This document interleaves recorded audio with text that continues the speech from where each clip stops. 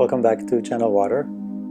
Today we're going to talk about what is love, what is true love, where in the universe love is experienced and expressed, and how can you show true love and also detect between the different kind of love that is expressed towards you. So where in the universe we experience love? We can see that love is mostly expressed here in our atmosphere, between different vessels of water. People, animals, you love your family, your spouse, your pet, they show you love back, there's a mutual relationship there. On the other hand, when we look at matter opposed to water, matter doesn't have that. It doesn't have that desire, the will, the attraction, the expression of love. So as much as I would love something, an object, it will never show me back that same love or give me that connection. It is just one-sided, usually more of a joy. We enjoy that object. So it's important to see the difference between matter and water, and that's why we say that only in water we can make love, both physically, emotionally, philosophically. It's only in that world of water, between bodies of water, that we can express and receive love. Before the human experience, before we're put in these vehicles, we are one ocean of consciousness. That's the origin. And in that one ocean, we're all one. It's one thing. We're all the same. It's a feeling of being home. It is the love itself. It's the origin of love. It's the place where there's nothing but self-love. If love had an embodiment, it does have an embodiment. It is that ocean of love. It's that ocean of consciousness. So that's where we start from. That's the beginning.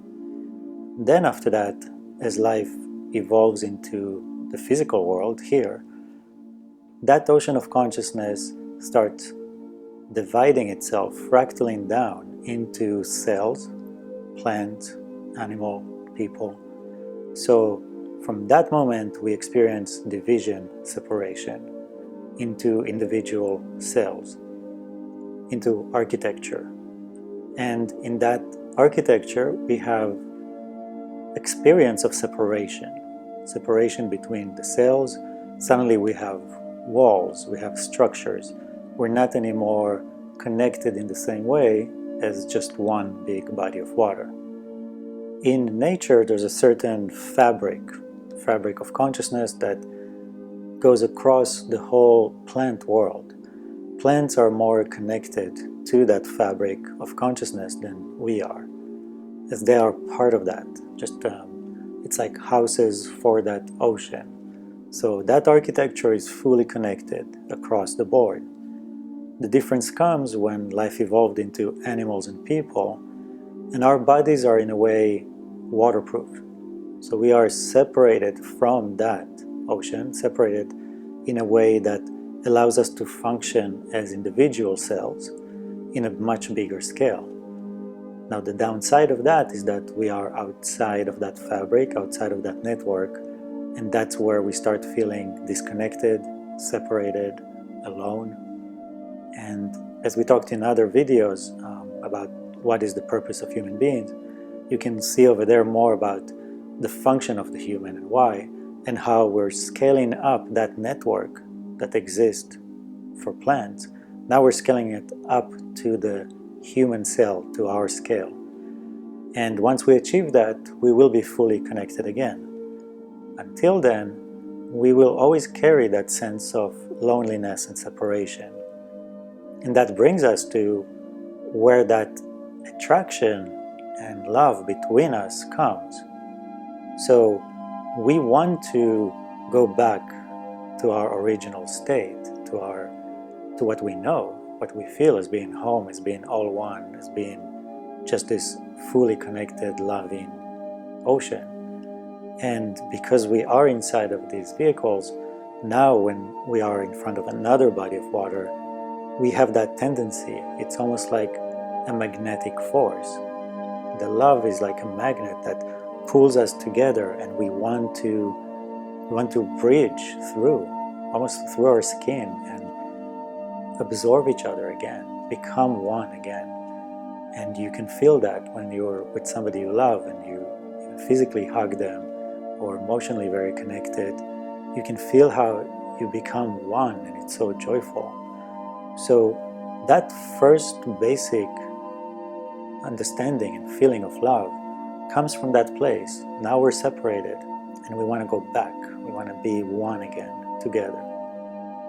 When you try to understand what water feels like when it's just pure water, where it's fully connected, the connection goes across the whole body of water, across the whole world, ocean, atmosphere, into the plants.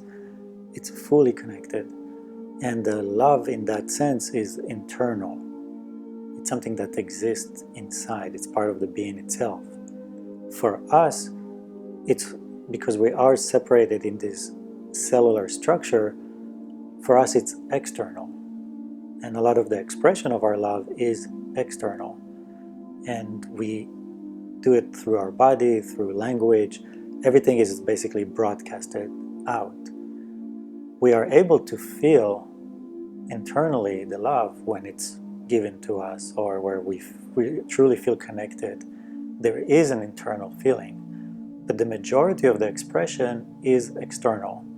Touch, words, actions. And that's the main difference between being love as the water, being in love inside of it, to being in love with another cell and trying to get back there.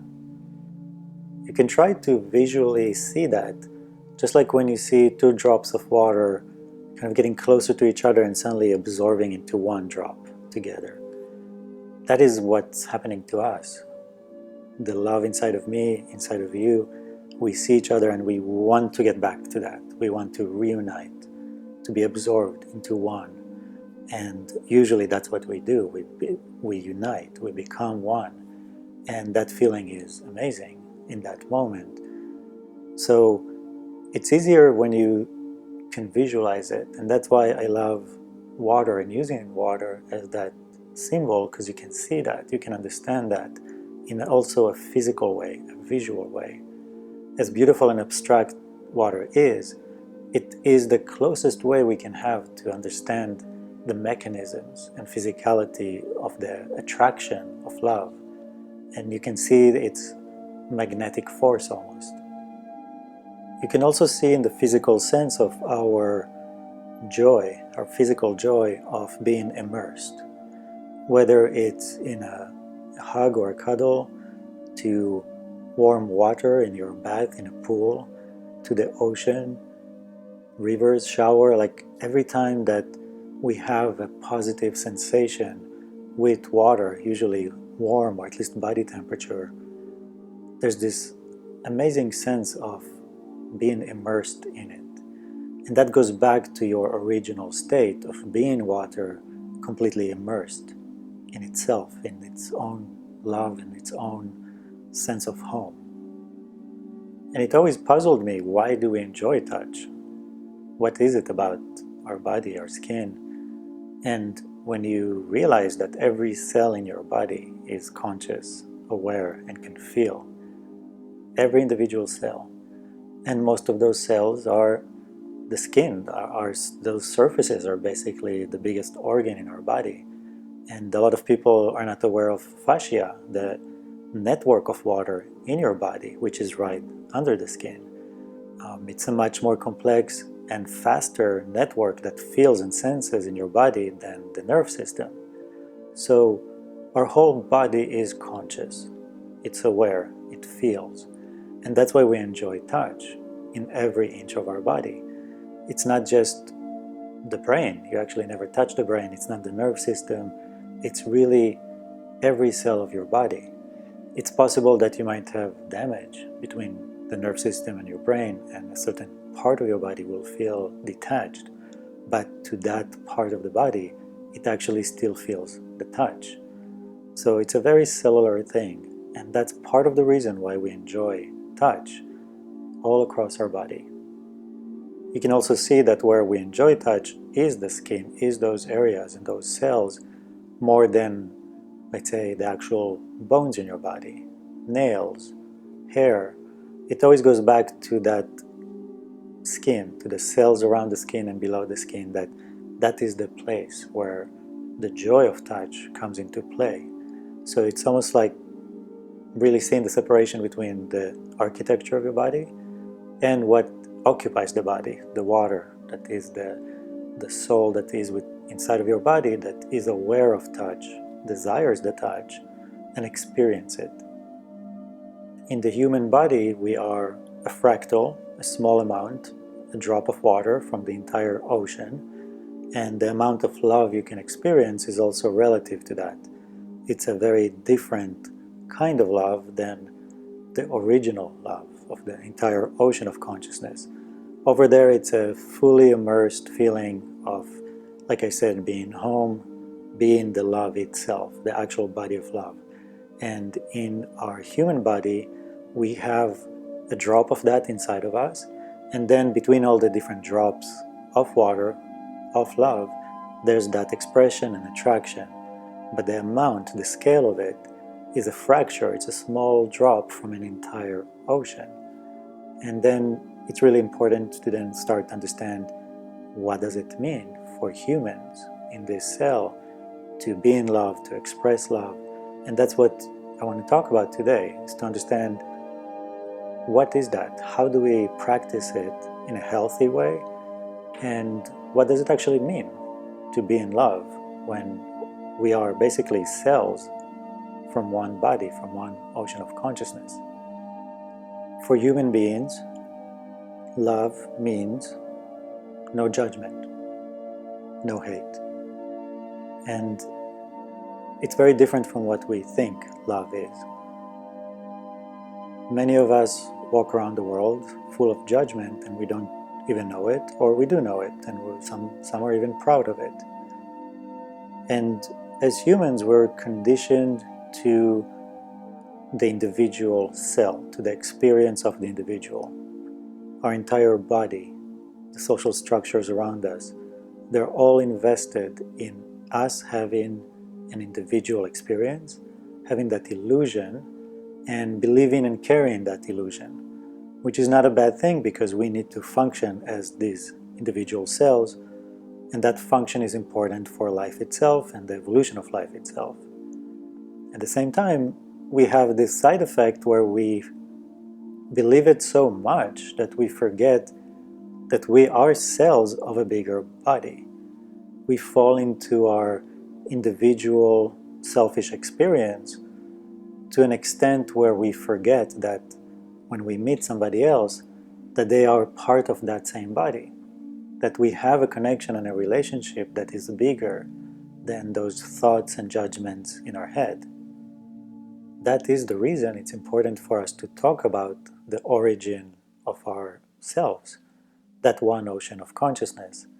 So when we understand that there's one ocean that now fractal itself into infinite individuals, and understanding the structure of a fractal, there's one thing, one ocean, and then that one ocean can divide itself into infinite ones. So each one of those is a smaller version of the bigger one. Even though it's small, it actually carries the entire body of knowledge, the entire experience, the complexity of experience, being conscious and aware. So it doesn't matter how small or big that cell is, it will have the full experience and awareness that the bigger body of consciousness has. The only difference is what vehicle it's inside of. So you might see a fly. The fly has the same experience that you have and awareness, but it doesn't have the mechanisms, the technologies to communicate to you in English or to drive a car. But on its own, it's actually operating quite a complex vehicle. So I don't want to talk about that too much, but just to understand that you have one body of consciousness divides itself to infinite, smaller bodies of consciousness. And why is that important? So now if I walk in the world and I see another one, another body of water, another body of consciousness, for me to not recognize that we are one of the same, that A, we belong to the same body, we are a family, B, that if I was in the place of that individual, so if the water in my body were inside of that vehicle, experiences the same experiences that that person experienced, becoming that personality, that character, taking the same actions, then you really realize that you have no right to judge anyone else for their actions, and you don't have that right of not accepting them, or at least understanding and giving the compassion and the understanding of who they are, why they are the way they are, and to know that you would have been the same way if you were born into that vessel, in that place where they are. So to be able to see the one and the infinite ones as an entire body, entire ocean of consciousness, that all of it is you, that is love. That's what love is. Because when you see that, you don't carry that judgment with you. When you see that, you understand what's in front of you. And now if you walk around the world, you can notice the voices in your head, if they are, judging someone, making fun of them, or just not accepting them, thinking that what they're doing is wrong and you're right. And it doesn't mean that you have to accept them and embrace them as your best friend. All it means is that you don't have the right to judge them, be angry with them, show them hate. And that's what brings you to a place of showing love, understanding, giving somebody that space and ability to have the love between them and you connect, rather than your judgment and their hate. No judgment, love, it's a point of view of life. It's a pattern of thought. It is the way you become once you give up judgment in your heart. It's a constant. A lot of people make the mistake of thinking that they can love some people and hate others. There's no middle ground. You either hate everyone or love everyone. Period. Your pattern of thought is either understanding everything that's around you is you, or living in separation and judgment, and basically showing judgment and hate to everyone, and of course to yourself too. So that's the part that's important and hard to accept too, but that's the reality. If you hate somebody, you hate everyone. It's enough that you hate one person. That means you hate everyone. And even if you think that, I love these people and I hate these people and I have my reasons, over time you will find out, and also the people you love will find out, that that's not the case. You hate all of them. It's just a matter of time until that will surface up. It's just a matter of time until the judgment will come out and people will find out that we're not accepting, we're not loving, and we're constantly judging. To be in love with everyone is, like we said, the understanding that there is no other. There's no one else here. This is an internal affair. We are inside. We're just divided into many different cells. And like we said, if you were in the shoes of somebody else, you would have done what they have done. You would want to get a second chance. You would want to be forgiven and not judged for your actions. Same for them. They deserve the same. So that understanding, that really true understanding that we are all in this together as one body of consciousness, and some of us have different experiences that lead into different actions, and those actions might hurt each other, somebody else, but seeing that you are not different from that person. And again, doesn't mean you have to accept them into your life, but when we look at hate and judgment and reflect back the same, we just became infected with that. We are just becoming hate itself. So that's why it's important for us to stay in love, in face of anything. And to understand that you're always looking at yourself. You never look at something else or somebody else. It is always you that you're looking at. The reason I'm emphasizing the idea of the one body of consciousness and seeing that we are just fractals, but we come from the same being. We are the same being divided into a lot of cells. And if I was in your shoes, I would do the same thing that you would have done. But just like I want to be forgiven for my mistakes, you deserve the same, and not to be judged and hated. So really understanding that there's no one else. Nobody else is doing something to you or to others.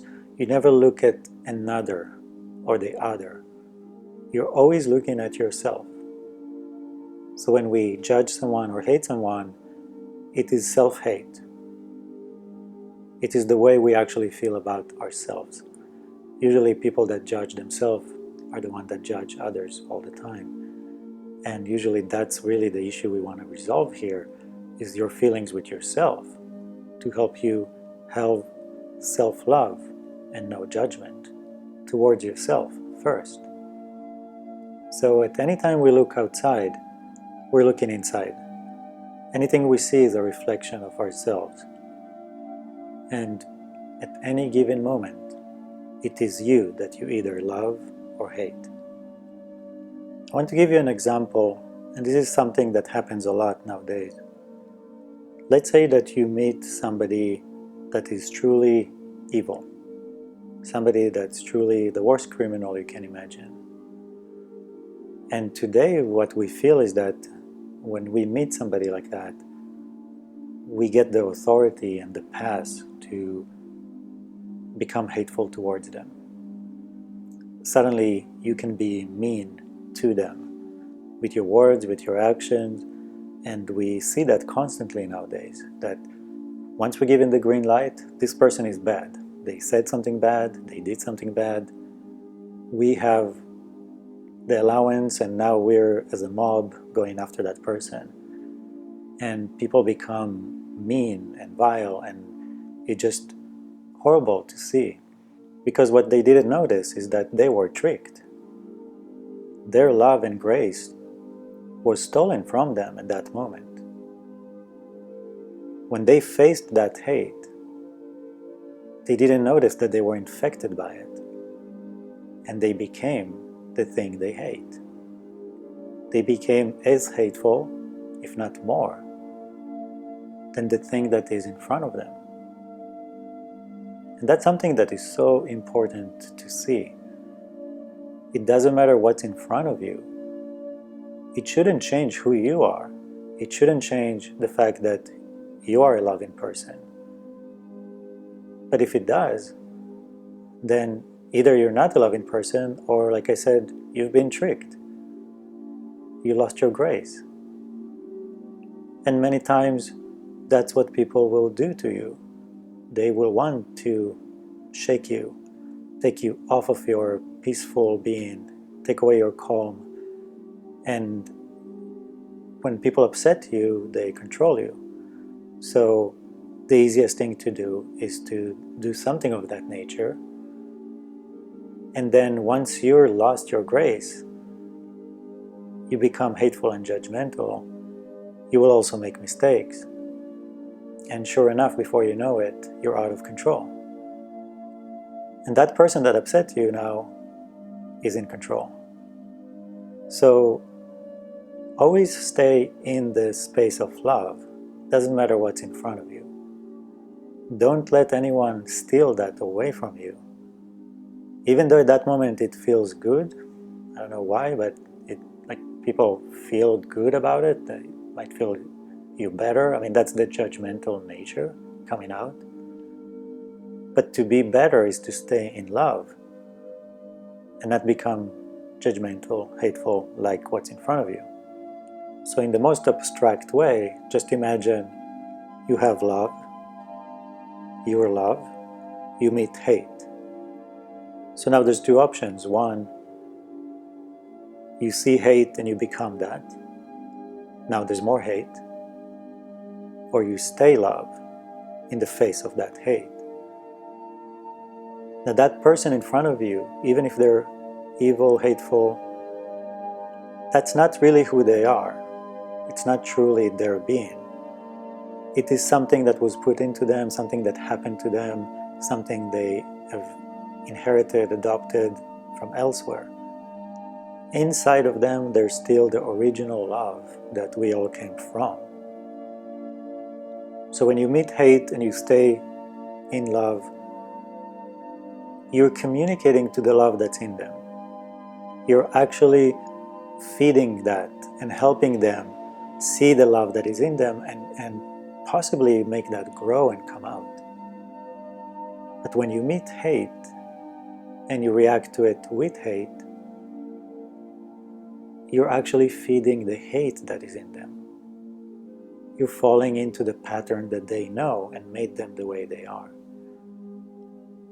So your job is to see, what do you want to feed? Who do you want to give more strength to, more energy to? How can you help that person heal? By giving them more hate or showing them love? I think it's pretty easy to understand the effects of the two different ones. Now, instead of losing control in the situation, you gain control, because they're used to getting a reaction that is judgmental, hateful. That's what they're used to. They know how to operate in that equation. But when somebody hateful comes to you and you show them love, it takes them off balance. They don't know what to do. They don't know how to react. And suddenly the controls are in your hands. But there's a positive, loving expression and intention towards that person. So we are in a better place than giving controls to the hate in that situation. That's the reason it's so important to always stay in love and also not get angry, frustrated, which is an expression of hate. Not fall into that, because when someone upsets you, they control you. Nothing is ever worth getting upset over. That is such an important part. Whenever you face a situation and you can feel it, you can feel your temperature rising, and you can feel that somebody is reaching in and starting to push a button, you gotta hold it right there and know for yourself, it is not worth getting upset over. There's not even one thing that is worth that. Because when you give away your control, you give away your freedom, you give away your grace and love, you're robbed of everything that is good in you. And from that moment on, there's no chance for a better outcome, for positive movement forward. So even though your ego and the fear and the judgment wants to push you towards attacking, reacting in the same way that you're facing with now, with that hate, the anger, the frustration, thinking that you're doing something good or defending yourself, or no, you're actually falling into a trap. You're giving away everything you have. So don't let anything ever upset you, because that's the first step you take away from love into hate. There are two things that usually happen when we fall away from love. When you resent something, when you hate something, you become that thing. And that's the first thing that happens. The second thing that happens is you then become attracted to that thing. So we both become it, and then we're attracted to it and bring more of that into our life. A simple example, most people become their parents. The reason they become their parents is because they resent them, because they actually hate them. And then, as you know, most people end up marrying into the same situation that they're used to from seeing in their family.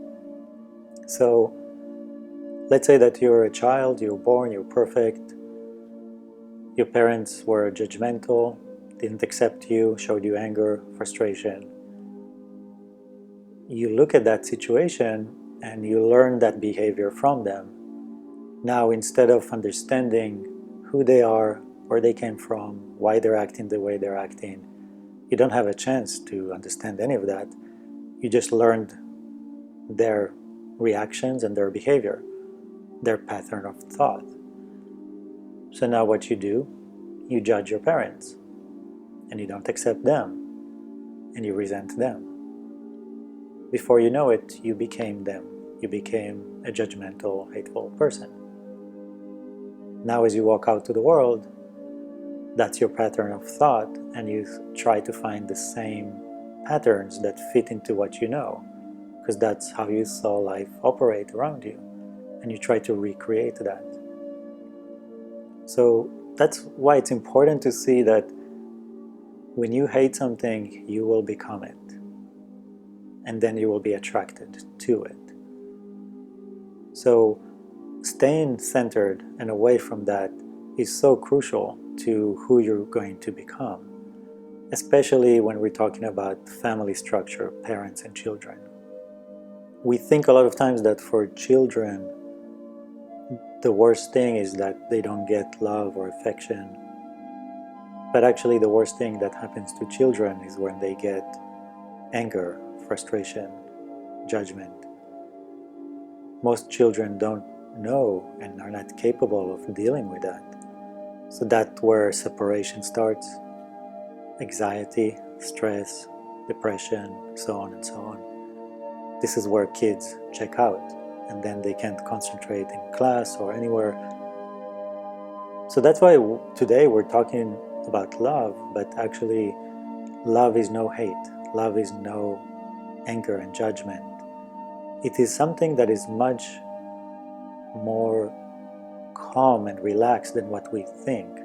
It's not necessarily the affectionate, smothering love that parents give to their children, because there's a danger there too.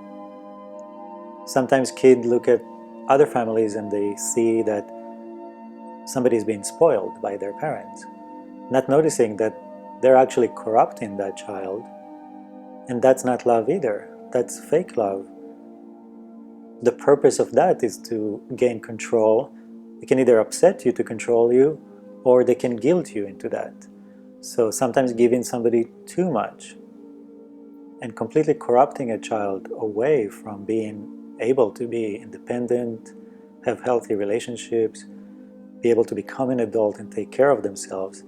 Rather, they create a connection between the child and the parents that is somewhat of an emotional blackmail that creates so much guilt, and now the child is completely disabled and cannot do anything on their own or become an adult, and they don't even understand why.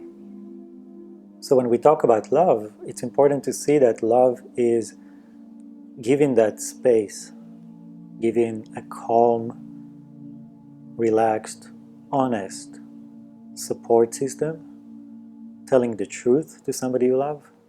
Doesn't matter if that truth hurts, and just being there for them to help them develop and see them grow, taking away the need for control that comes from our own judgment of what they do, the situation, our fears of what they become.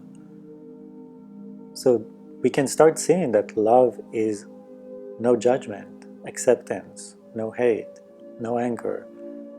I know that we're talking about love today, but it seems like we're more talking about everything else, because love is the lack of the other stuff. When somebody is in love, you're just in this union of understanding that we are one, that we are the same. Really accepting that if you were in my shoes, if I were in your shoes, we would be exactly the same.